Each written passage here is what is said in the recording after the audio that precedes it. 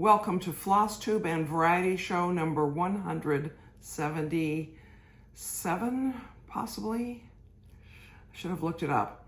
You will have just seen a slide at the beginning of this that tells you what number it is. Today is Friday, December 5th, 2025. How the year is hastening on, I'll tell you that.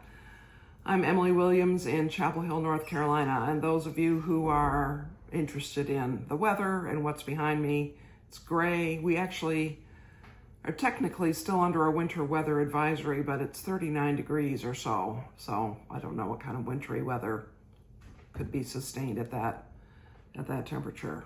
But Flosstube is cross stitch, and Variety Show is something else, and we'll discover later on what Variety Show consists of today.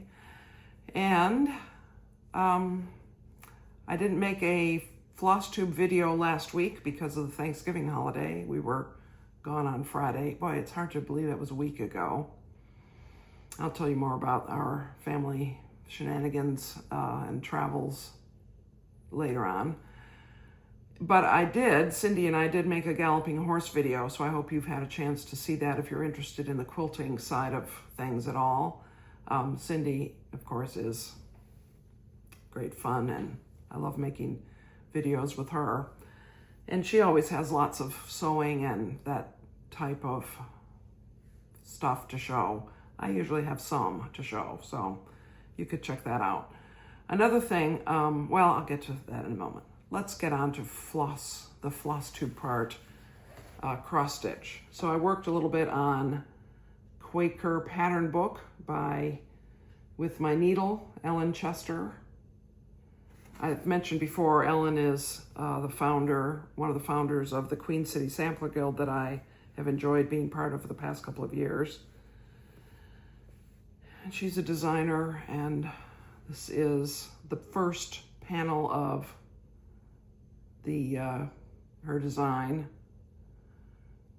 and I just love stitching this. I can't really show you. I mean, I can, but you can't see it very well. This is the one right there. But there's a matching, this is mirrored on the other side. This right here is mirrored in terms of its basic size and shape with another motif there, and then I'll be done with this panel. That will be 1 out of 10 panels that are part of this little book. And I like this. This is 56 count Albarium by Cedar River Linens, and I'm using a blue Soie surfine, which I think the description field says what number it is. I have also worked on Margaret Hutton. This was, as you know, the Hands Across the Sea project for the Queen City Sampler Guild in 2024. I'm doing this on the kit materials that were provided for us, Avera Soie, Soie d'Argent, and Muddy Duck, 36 count, which is by Tabby Cat. So I've been working down in this last corner mostly. I made a mistake in the way that tower of red queen stitches is counted, but I don't care. I don't really care. It's fine. I notice the other one isn't exactly the same anyway, so it doesn't matter. But I feel like, every time I pull this out, I think, oh, Emily, you're about to finish this. Which is true compared to the whole thing. But it's not true when you realize that there's quite a bit of over one. There are crowns and initials and things that I have to decide what I'm going to do about. Hannah Green, 1826. Another Hands Across the Sea. I love the reproduction samplers that Nicola Parkman and her team put out, and I actually ironed this. Don't fall over. But I was in the sewing room anyway, working on some things, and I decided, I could just touch this with the iron. Oh, my light is in the way, sorry. Didn't see that.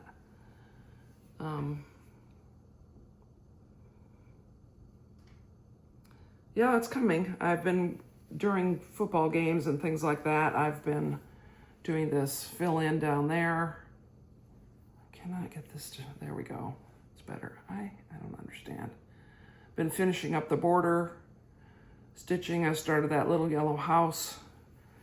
I think I did some more of the over one since I last showed this. So it's coming. The house in the center is massive. But that's really the bulk of what remains, is that huge house. So I'm pretty confident that I will have no trouble finishing this by March 1st next year, which is the goal. Because 200 years ago on March 1st is when Hannah finished hers. Or at least that's what her date, that's what the date on the sampler shows. I haven't done the satin stitch in the peacock's tails yet because I'm gonna wait and do that close to the end, I think. So because I finished Bertram Seville Ogle last time, I started Oscar Topsfield 1904. And Oscar was a sailor boy. He was 12 years old when he stitched this, and he apparently had access to a lot of different colors, which he loved using. So this is how far I am. I don't know if you can see that beautiful motif there in the corner over here. This fabric is 40 count something by Tabby Cat. I picked up a packet of fat eighths 2 years ago at the Great British Sampler Weekend. This was in there, and it has pink and a little bit of yellow, and I chose the end of it that has very little yellow, but you see that there's pink and yellow blotchiness in that corner.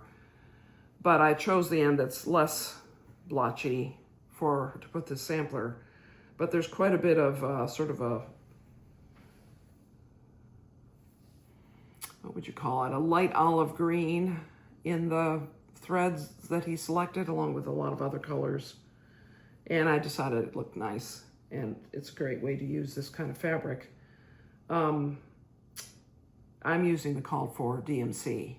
Now, I saw Teresa's finish of Little Oscar when I saw her in Swindon, and she, I'm pretty sure, must have used the silk because hers seems a little brighter to me, and she also used a different fabric that might have been a lighter colored fabric.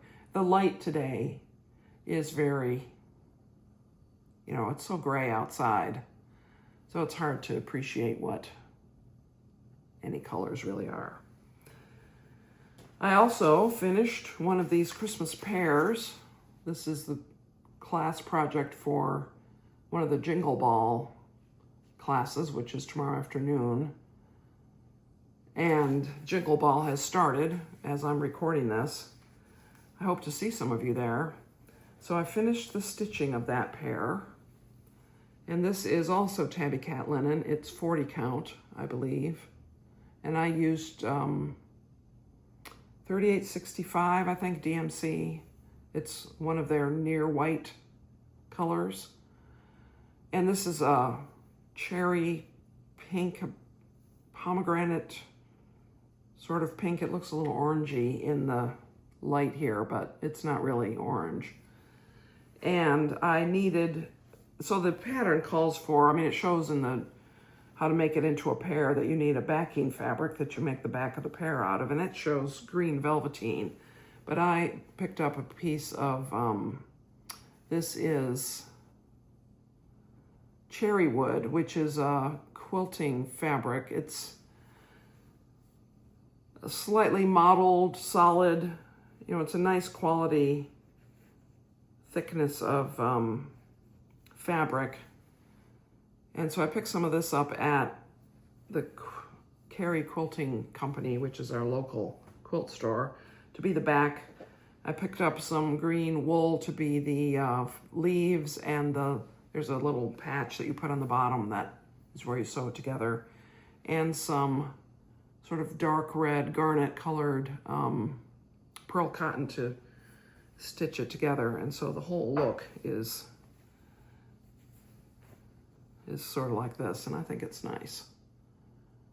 And it was interesting because I picked out these colors without having this with me. It was a little bit risky, but I have a pretty good memory for color, so it worked out great. And finally, if you happened to see my YouTube short from a few days before Thanksgiving, you know that I finished Under the Roof of Blue Ionian Weather. I finished it on Monday, or I think. There it is. And the YouTube short, I made a little video while I was pressing it upstairs. I mean, it is something, isn't it?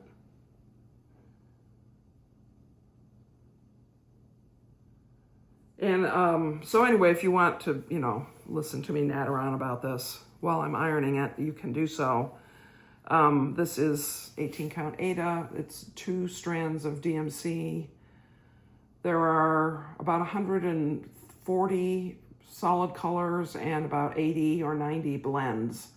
And I put the threads away. That was a job. And I ironed it and I measured it, and it's pretty good. And I was wondering if it was really going to be flat, because, so this is the front. I mean, it looks nice, doesn't it? And the back, I'm showing you the back, is kind of a mess in some places. But this is how it is with full coverage, especially full coverage with all this confetti, and especially full coverage by somebody who's not a perfectionist. So you've got 3 things going there that create the back being a little bit on the messy side. I was concerned that some parts of it were going to be really thick because of the density of the amount of threads carried and crossing each other in the back, but it's fine. It really is. So I'm not worried about that being hard to get some framer to do a nice job with. I think it will be fine. So those of you who have followed my video for more than 23 months, I'm pretty sure that the last time I worked on Snippet Tiger Stare was in January of 2024. I mean, I have a spreadsheet where the things I'm working on that are in Pattern Keeper, I keep track of the number of stitches that I do, just because I am motivated by numbers. And this is full coverage. And the last entry I have is from January of 2024. So for most of you, this is like a whip parade, because you won't recognize the slightest. I mean, you won't even know anything about this. Since I pulled it out, since I finished Under the Roof, I did, can you see me at all? Yeah. I did work on this a little bit because I intend to work on this coming year. And I thought, well, let me just sort of get it going again. And I had to corral the threads from various places that I had borrowed them out of the box that I keep them in, which is this metal box here. I think this only has 89 or 129 or something colors, no blends, 2 DMC over 1 square of 18 count Aida. This is, I believe, sand. And the center of it is about here. So I can't remember. Pattern Keeper tells me what percentage done I am. I don't remember exactly. So anyway, I'm going to work on this, but I'm not working on it with a deadline in mind, because I feel that I've done several things recently that have really pretty strong deadlines to them, and Under the Roof was the biggest one. Not that I worked on it very hard until this year, but I'm just going to take my time on that. I do have another full coverage piece that I would like to start. So sometime this coming year, I'll probably start another full coverage, and then we'll see. But anyway, you know, I like having a full coverage piece going. Sort of like I like having a solid, monochromatic thing going, and I like having alphabets going and that kind of thing. This is a new chart. This is a free chart to people who are a member of the Friends of Hands Across the Sea Facebook group. And she called it an exercise in Smyrna cross stitch. A lot of what you see in that is Smyrna cross stitch, which is sort of a double cross. You do the diagonal X's and then you do the vertical and horizontal X's over it. So it gives it a little dimension.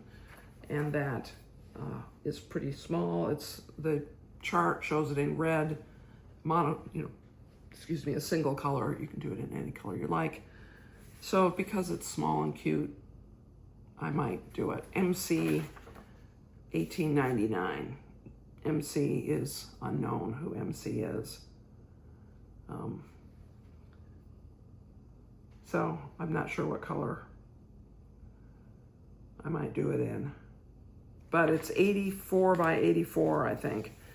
And the Smyrna crosses are worked over 4 threads of linen. And also this could be worked on Aida, because there's nothing about it that would make Aida not possible. You know, the way the Smyrna cross works as a specialty stitch, it doesn't require you to be able to get through the middle of an Aida square to do it. So I could do it on Aida. Anyway, that's a cute little thing. I'm sure I'll do it, well, I could picture doing it on 40 or 46 or even 56 and using 103s or Soie surfine if I went up to 56 probably. But I could also picture doing it on Aida. I have some nice Aida various things. So yes, I know. Do I need to start another sampler? No. One of the things I did over the past couple weeks is I made a list of all of the things I have in progress and the things that I definitely want to start. I think I ended up with 23 numbered projects. Now, Oscar is a Christmas project. And the pears are Christmas. I'm going to stitch one more pear, I think. Probably. I mean, I might do. There are 4 charts in there. There's the one I did. There's one that says Joy, one that says Noel, and one that just has a rocking horse on it with the, the holly and pine needle type design there. So I'll do at least one more, I believe. It didn't take that long to stitch. But Oscar will become the Nativity Sal piece for this coming year until it's finished. Nativity Sal, in case you want to get it going on, get involved with it with me. The 3rd weekend of every month, I work on a Christmas-themed project. It doesn't have to be a religious-themed project. It just should be a winter holiday theme, we'll say. It could be Santa Claus and reindeer and holly and so forth, or it could be something actually related to the nativity of Jesus. Doesn't matter. That's what I am doing. I called it Nativity Sal because when we started this, Leslie and I, we were working on a thing by Stitchy Princess, which was called Nativity Scene. And so we called our thing Nativity Sal and finished it that year, I think, largely.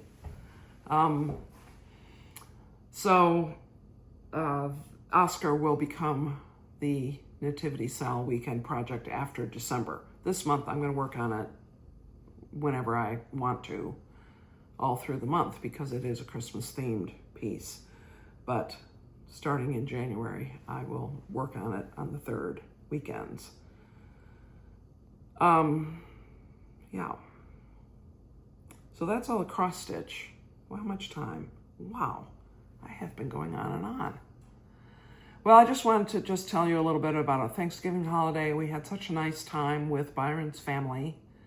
2 new babies we met, Brody and Noah, and they were just as cute as can be. They're 7-ish months old, I think, both of them.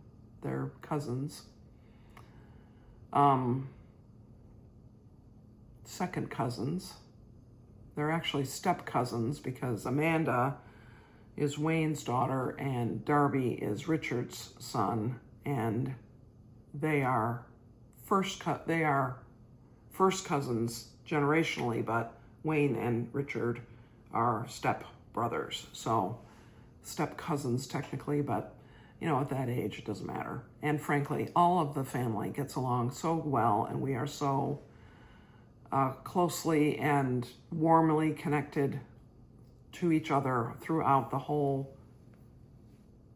all the generations. It's just fantastic. What a fantastic family. So we went to Clayton, Georgia, where Sonia and Steve have a new house, and we admired that and their property and sat out on their deck. It was cold, but there was a pellet heater out there, and there was a bonfire in the front, and there were 30 people-ish, I think 30 or 31, and there were 15 people missing, so we would have had a really big group if everybody had been able to come. Steve roasted, smoked turkeys, and there was ham and all the things that you expect a Thanksgiving dinner and more. I made 86 proof cake and rolls, and Scott and Natasha met us there instead of coming here and then driving with us down to Sumter, South Carolina, which is when it's down in Sumter at Richard's or Caitlin's house. That's what they do, but it's closer for them to go directly there. So we went back to Roan Mountain, spent the night at a bed and breakfast, which was nice. It was fine.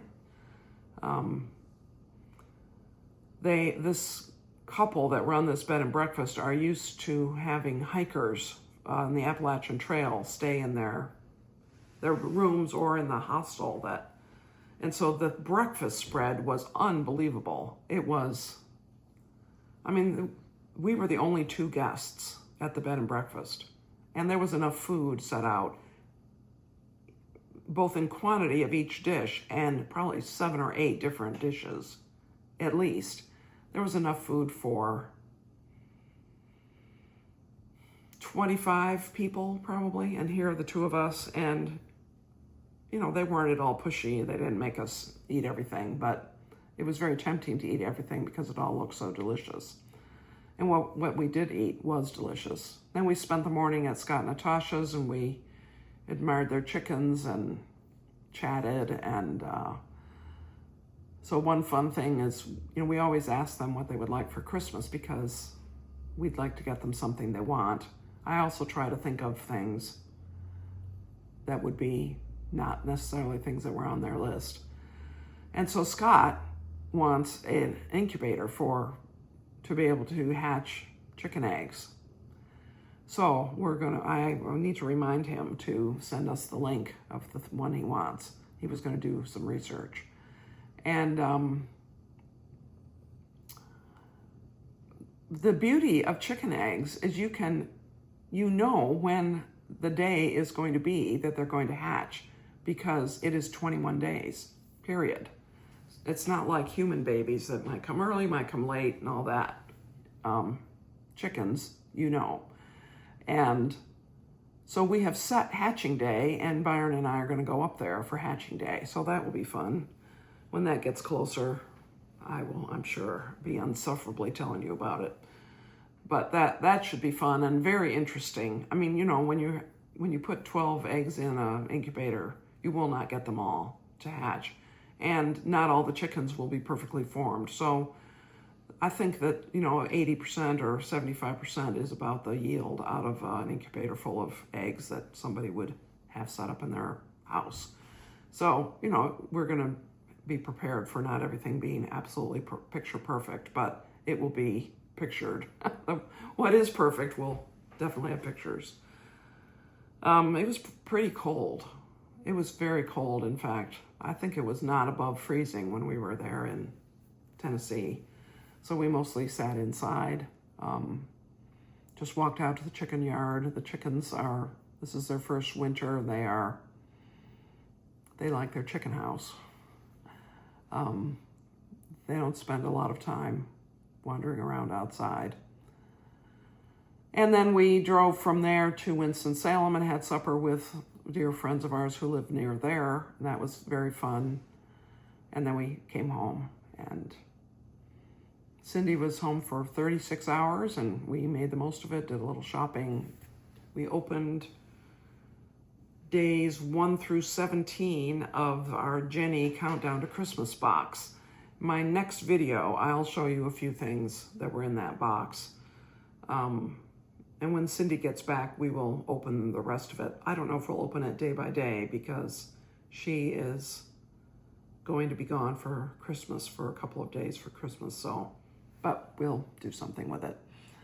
Some really fun projects in there, and I think it'll be, again, produce some interesting and fun activities. So, anything else going on? Interestingly, the sign up for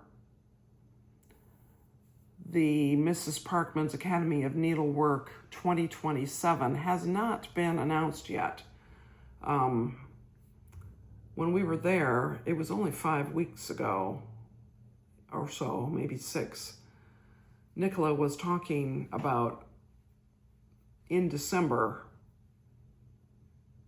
opening registration for that. And I sent her an email pleading with her to not open registration until January because of the holidays. And any of us who would be traveling from North America,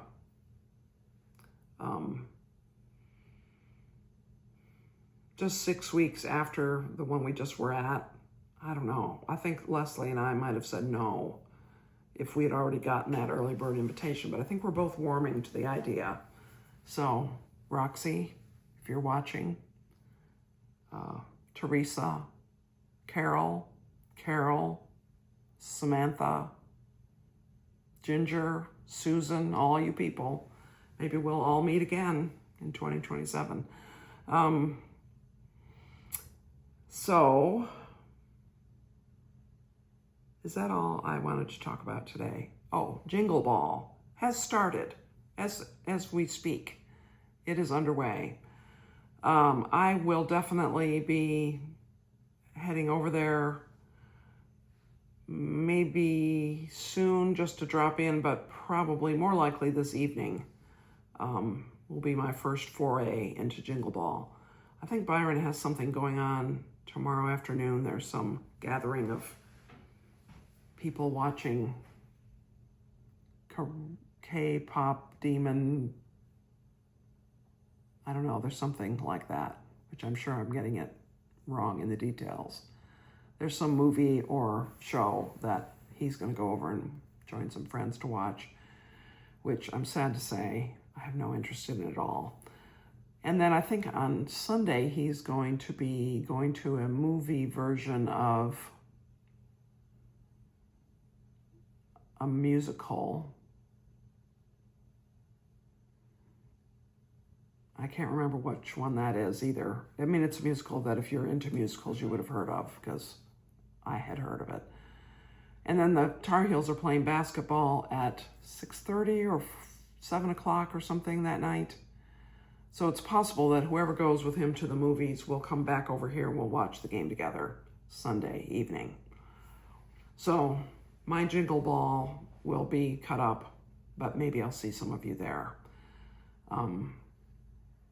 I did do Jingle Ball, was it last year? I didn't fully get how it worked. So I hope I'll run into some people that I know.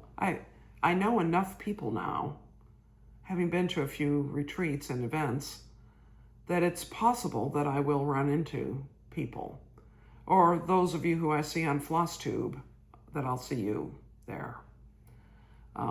Most of you who I see on Flosstube don't watch my videos, so there's no point in me saying hello to you. But anyway, I'm now definitely nattering on. I hope that you had a nice Thanksgiving, those of you who are in the US and celebrated Thanksgiving last week. Here we are in Advent. Our house is decorated. You can not really see it. I'll possibly stick some pictures in at the end. I think it'll be a quiet month. We're having friends over for Christmas dinner. There's, you know, some social things going on, but nothing earth-shaking happening, I think. So, anyway, thank you so much for watching. I hope that you found something interesting. I hope that you didn't mind me nattering too much. I hope that whatever you're stitching on is bringing you pleasure, and many blessings to you, friends.